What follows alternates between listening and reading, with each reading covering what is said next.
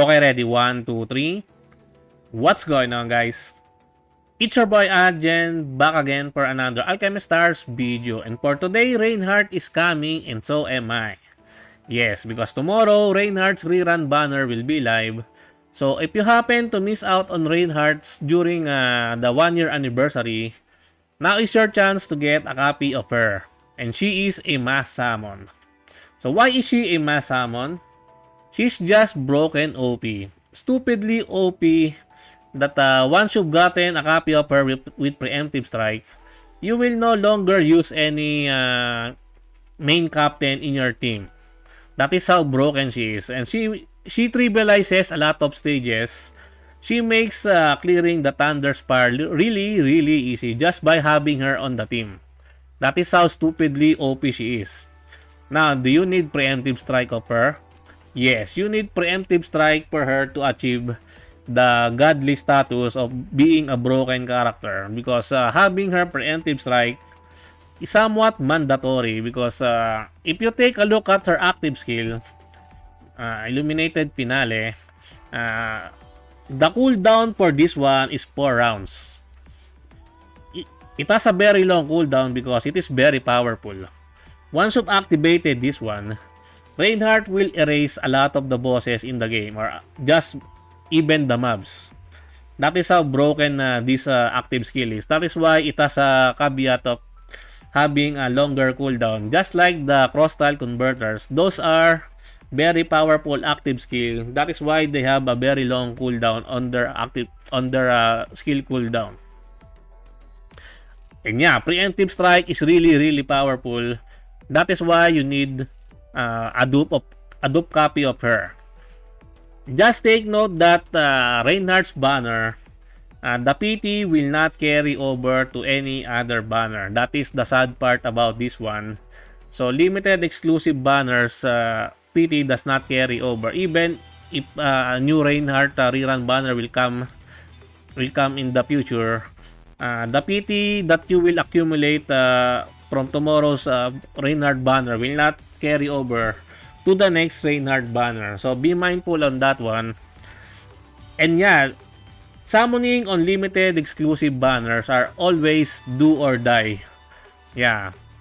So if you don't have enough to PT a character, you cannot expect the worst case scenario. If you don't have enough for the hard PT, then you probably might skip Reinhardt, but it is very hard to skip Reinhardt. Yeah, even in my case, I would still try to gamble my luck, even if I don't have enough to PT for her.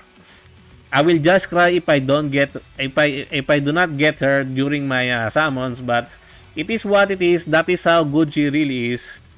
Even if you don't have enough for PT, it's worth taking the risk, in my honest opinion, because we don't know when will she get another rerun banner. Even though for Bethlehem has been rerun a couple of times now, so we can expect also the same thing for Reinhardt's rerun banner, but it will still take a lot of time again for you to wait before she comes back. But if you have the patience to wait for another rerun of her own banner, then just do so. But I'm just giving you a heads up that it might take quite some time. Also, one thing to note about Reinhardt is that Reinhardt is really very fun to use. She's very fun to play with. There are a lot of team compositions and team building around her. I've already showcased her in a lot of my videos, so I will be putting some in the links in the description down below if you want to see some Reinhardt showcase. And yeah, I've also showcased her without preemptive strike.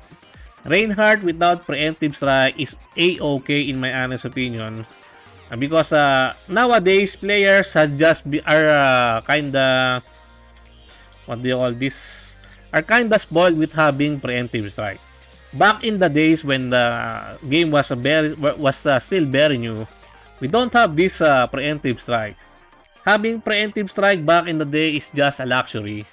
Because we live in the no preemptive strike before, but now everyone has preemptive strike. So yeah, it has become a mandatory, or it has become the meta in these days.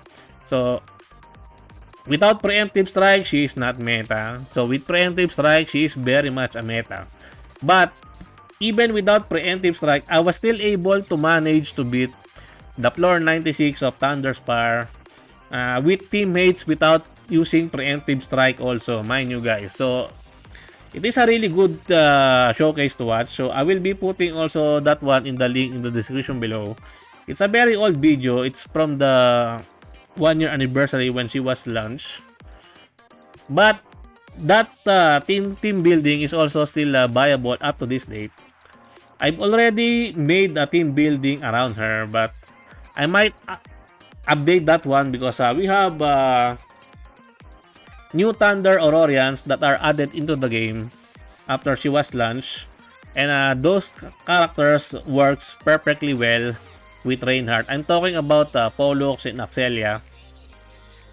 Those two has a lot of impact on Reinhardt's team building, and those two are somewhat OP support for a Reinhardt team.